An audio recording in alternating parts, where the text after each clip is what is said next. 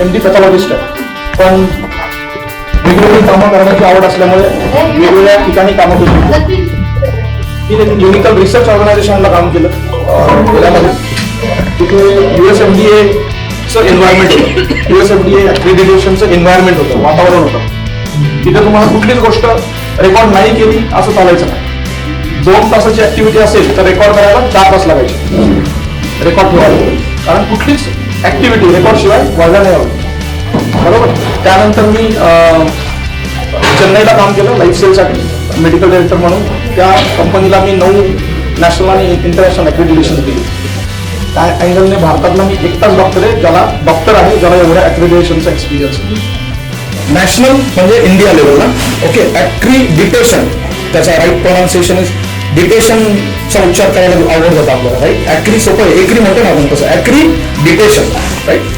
Board म्हणजे काय, group of people ज्यांची कमिटी बनलेली आहे नॅशनल लेवलवर, राईट. त्यांनी आपल्याला एक गायडन्स दिलाय कोणासाठी, हॉस्पिटल्ससाठी आणि हेल्थ केअर प्रोव्हायडर्ससाठी. म्हणजे हॉस्पिटल तर ॲक्रेडिटेशनला जाऊ शकतंच, पण समजा आयुर्वेदिक हॉस्पिटल आहे ते पण NABHला जाऊ शकतं. फिजिओथेरपी सेंटर सुरू केलं तुम्ही, that is also health care provider. Health care provider नुसतेच हॉस्पिटल्स नाही तर हेल्थ केअर प्रोव्हायडर, कुठल्याही अँगलने तुम्ही हेल्थ प्रोव्हाइड करत असाल तर तुम्ही NABHला जाऊ शकता. इव्हन युनानी मेडिसिन असेल कोणी म्हणत असेल तर त्याच्यासाठी पण ॲक्रेडिटेशनला तुम्ही जाऊ शकता, राईट. मग आता आपण मूळ मुद्द्याला येऊ की ॲक्रेडिटेशनसाठी आपण का चाललोय, राईट. त्यातनं 3 लोकांचा फायदा होणार आहे. एक तर एम्प्लॉईचा फायदा होणार आहे, कर्मचाऱ्यांचा म्हणजे तुमचा. दुसरा डॉक्टर्सचा काहीतरी फायदा होणार आहे. आणि तिसरा पेशंट्सचा फायदा होणार आहे. बरोबर. मग आपण एक एक घेऊया. आधी कर्मचाऱ्यांना काय फायदा होईल बघूया, राईट. काय वाटतं तुम्हाला, काय फायदा होईल तुम्हाला, वैयक्तिक काय फायदा होईल. NABH आता इथे NABH सर्टिफिकेट नाहीये, पण इमॅजिन करा की आलं NABH सर्टिफिकेट आहे तिथे, काय फायदा होणार तुम्ही सांगा.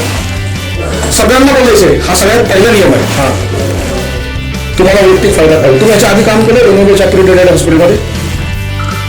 नाही. कुठलं आहे तुम्ही? नाशिकच्या. काय फायदा होईल तुम्हाला, काय वाटतंय? ठीक आहे, आपण सोप्या गोष्टीवर येऊया. तुमचा मोबाईल आहे, कुठला मोबाईल आहे?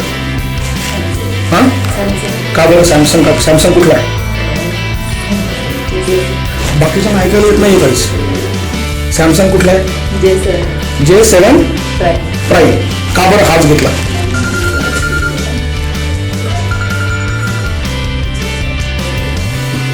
कोणीतरी सांगितलं म्हणून? का बरं घेतला?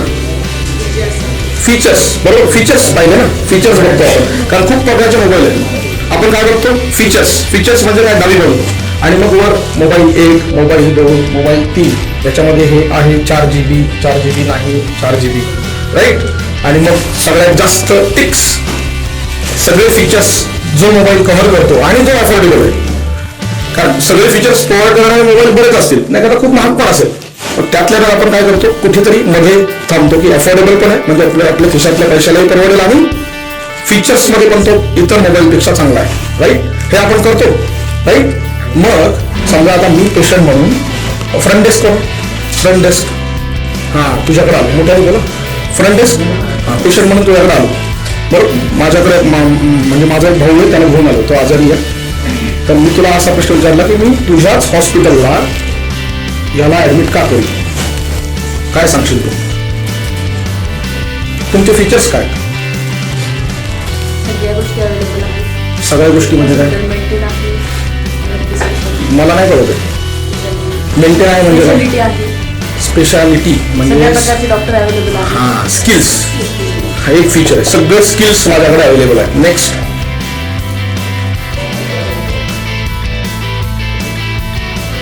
तुम्हाला हव्या असणाऱ्या सगळ्या सुविधा अवेलेबल आहे.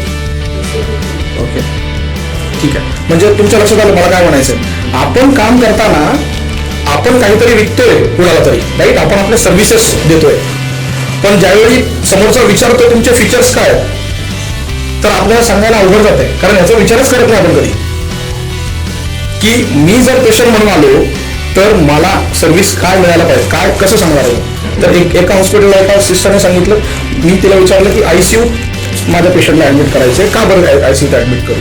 तर ती म्हणाली आमच्या हॉस्पिटलच्या 15 वर्षाच्या हिस्ट्रीमध्ये एकाही पेशंटला बेड सोर झालेला नाही. सो तुमच्या लक्षात आलं हे इतकं सोपं नाहीये. हा विचार आपण कधी करत नाही. माझ्या डिपार्टमेंट मधले फीचर्स काय, मोबाईलच्या दुकानात गेल्यावर तो माणूस कसा खटखट सगळे फीचर सांगतो, तसे आपल्याला यायला नकोत का? बरोबर आहे. तुमच्या नर्सेस कशा आहेत आपण चांगले आहेत, पण ते फीचर नाही. म्हणजे काय इम्पॉर्टंट गोष्ट काय 9 to 5 मध्ये जेव्हा आपण काम करतो बाकीचं ठीक आहे, छान आहे वगैरे, हे सगळे बोलण्याच्या गोष्टी झाल्या. पण ज्यावेळी आपण ज्या ठिकाणी काम करतोय आणि एखाद्याने विचारलं आपल्याला की तुमच्याकडे काय आहे, तर आपल्याला ते फीचर्स सांगता यायला पाहिजे. पण ते फीचर का डेव्हलप होत नाही, कारण आपण त्याचा विचारच करत नाही. आपण त्याचा विचार करायला पाहिजे. बरोबर. मग आपण विचार करूया आता आयसीयू कुठले फीचर्स पाहिजे. आयसीयू कोण काम करते. Features. Feature 1 equipment capability or equipment should be advanced equipments. Very good. Clap for him. Skilled staff. बरोबर. पण आता याच्यात गडबड आहे स्किल्ड मध्ये. आपल्याकडे ना महाराष्ट्रात भारतामध्ये स्किल स्टाफ आहे, पण स्किल महत्वाचं की स्किल बरोबर क्वालिफिकेशन हे महत्वाचं आहे. वाय कारण आपण लाईफ अँड डेथ बरोबर हँडल करतोय. बरोबर. एखादी पिशवी बनवायची आहे, त्याला मला क्वालिफिकेशन नको आहे, कारण ती थोडी अशी बनली तरी चालेल. पण मला पेशंटला सर्जरी करायची, सर्जरीला असिस्ट करायचं, तर that nurse should be only skilled or qualified also.